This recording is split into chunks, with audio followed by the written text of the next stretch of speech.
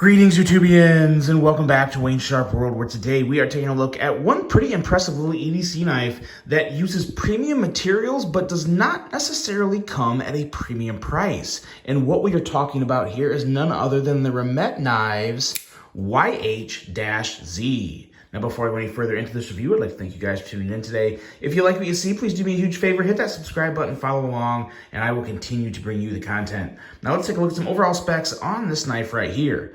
We have an overall length coming in at 7.28 inches, a blade length coming in at 3 inches with a blade thickness at 140 thousandths. Blade material on this guy is M390 with a pretty good looking drop point blade, a flat grind, a handle length coming in at 4.28 inches, a handle thickness at 440 thousandths. All titanium handle as well as a titanium clip with a frame lock locking mechanism with a very good lockup indeed. We are looking at a right hand only tip up carry, a weight right around 4 ounces, and a price of $147. But I have a 10% discount code in the description of this video below, and that's gonna knock this guy down to about 132 bucks. So for M390 and Titanium and all the other good things that I'm about to tell you about, for $132, it's, yeah, no issues there in the price department. Now let's take a look at some size comparisons here, see how it stacks up with some other popular EDC knives. We will start off here with the Kaiser T1, as well as the Kaiser Drop Bear. This is actually a new exclusive at Mojave Outdoor. You can pick one of those up as well with S35VN steel. But as you can see, measures up really well with both of these two knives. And I got two more here. And this knife in general, this YH-Z, reminds me of kind of a couple knives. This is not one of them, but this is a very good size comparison. This is one of the new Kaiser or CJRB pyrites. Be sure to check out that perfect pyrite project going on over at CJRB. But this guy right here, the Civivi Altus, I really get some Altus vibes from this knife. Let's move that pyrite out and kind of get an up close and personal look at these two. I definitely see some vibes between these two kind of rubbing off on each other, from the blade shape to kind of just certain lines in the handle. I see some similarities there. Another knife, or another, I guess knife, yeah, that gives me kind of vibes about this is I get some Hinderer vibes in the handle. Kind of like some Hinderer Jurassic going on there. But I couldn't help but notice that. And that's a good thing. I mean, obviously Hinderer makes some pretty damn good knives. But this knife here by itself, not being compared to anyone, is also pretty impressive because you have a blade that is a pretty good edge. We are coming in at, I believe, right around, it was 18 thousandths, I believe is what I had in the calipers. Yeah, right around 18 thousandths there. Pretty good edge. I found it to be rather slicey, took care of all my EDC needs. The paper, the cardboard, went through all that very well. The swedge doesn't really do anything. That's more purely aesthetic, but it does look pretty good. It kind of adds that one little extra visual element on the blade that I think it would look kind of bare if it didn't have that. And a blade cutout that, as we will get to later in the review, comes in pretty handy and pretty darn useful. Flipper tab on this guy is pretty good. Doesn't have jimping, but you really don't need it for this. And there's another very, very nice, important element to the action of this knife that really helps elevate it for me in what I look for, particularly in a frame lock that we'll talk more about when we get to that action portion. But outside of that, it is just a pretty solid blade in general. The plunge grind is actually very nice. If you look back there, it gets nice and deep and thin behind the edge, and it stays thin. So you're gonna be set up for some really good sharpening sessions. There's gonna be a lot of life on this blade, and overall, just looking pretty darn good. Going into the handle feels pretty good as well. There's no hot spots. I wouldn't call it chamfering or contouring, kind of just milling, I guess. Milling that equates to some type of chamfering and contouring. It's not round, it's more like flat, flat angles taken off. But it does make for a very good feel in the hand, which I really do like a lot. My hand's a little wide, so it is a full 4-finger grip for me. I'm just getting to the point to where I know there's like no real estate left at the bottom. Like I feel it, I have a good grip in hand, no issues, no concerns. But if you have any bigger hands, this may be a 3.5 finger grip for you. But I think for most people, this is gonna be some pretty good, pretty acceptable ergos.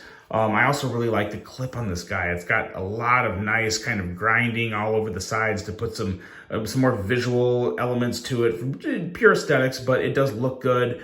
In and out of the pocket just fine, no issue there. And of course with the wide, somewhat contoured clip, feels very, very good in hand from a ergo standpoint in terms of just the clip. So I really do like that. And sometimes that clip can actually help hide and mask anything you may feel on the lock bar relief as well, which is always nice. The action. And that is where this knife really does excel in terms of action and fidget factor, because there's obviously a few ways to deploy this. You can middle finger flick it, you can regular flip it, and of course you can still slow roll it. And I say slow roll or thumb roll because it's not really slow, but it is a thumb roll. A lot of people, I actually see more and more people do that nowadays. For me personally, I'm gonna flip it or flick it all day long because it's really good from a fidget standpoint. But what I really like and really appreciate about this knife in particular is back here with this lock bar, because what you get, it's really more what you don't get from this lock bar, and that is ease of deployment and without having to worry about putting too much pressure on the lock bar. So as you can see, I'm going to put my middle finger right here, and I'm gonna push, because I'm pushing hard. Like you see the white and all the stuff built up in my hand, and I'll hold it just like this and flip it. It's easy. There, you don't have any lock up with the frame lock when you're putting pressure on the blade or putting pressure on the actual lock bar itself. The blade still flies out, no issue. And if you're not putting any pressure on it, there's still a good solid detent that is satisfying.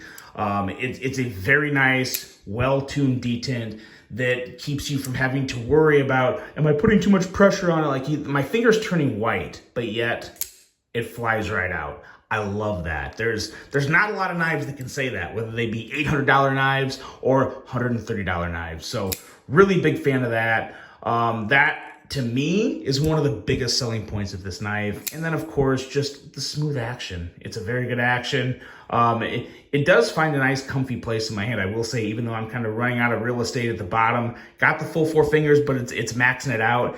It really does feel secure and just firm and fit in my hand. I do like that a lot. But other than that, the couple days I carried this, it was just very easy to deploy, very reliable. And sometimes you'll get some really good tinks. Like the acoustics are just on point. And then you can always, of course, get down here and just do that. I really am becoming a fan of that. Like sometimes when I'm just thinking and I'm like, just flipping the knife, it's like, you know what, we're gonna take it down, and it's fun. That's just fun. I like doing that. But no, outside of the carry in the pocket's very good. It's a relatively thin knife at 440 thousandths. So you get it in the pocket, you're gonna see about that much right there. So not too bad. At 4 ounces, it's not very heavy. You do have some internal milling there. Oh, wait. No, you don't. My bad. Messed up. Got my notes mixed up. I thought there was internal milling on this one. I've been reviewing knives at a historical rate for Wayne Sharp World. So every once in a while, get a few things crisscrossed. But no, this knife in general is one that, for M390 titanium, very good action, 132 bucks.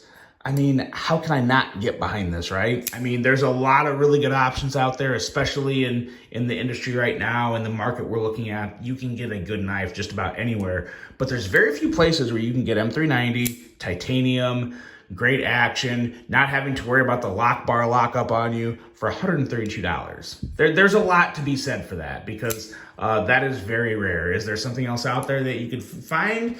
Yeah, maybe. I wouldn't say there isn't, but this is one of the better ones I've come across in quite some time, considering the materials, the action, and the price. The price is a very big thing.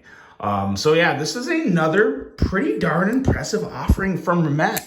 I look forward to see what they keep coming out with. They've come out with a pretty good button lock now, some decent budget knives, but I really like where their premiums are going. They have a good fit and finish. They have a good action. They have a very solid price. And I'm not left wanting a lot more for my money. So I like what Remet's doing. I really do. I look forward to see what else is coming from them. And I look forward to hearing what you guys think about this one. Let me know what you think about the YHZ.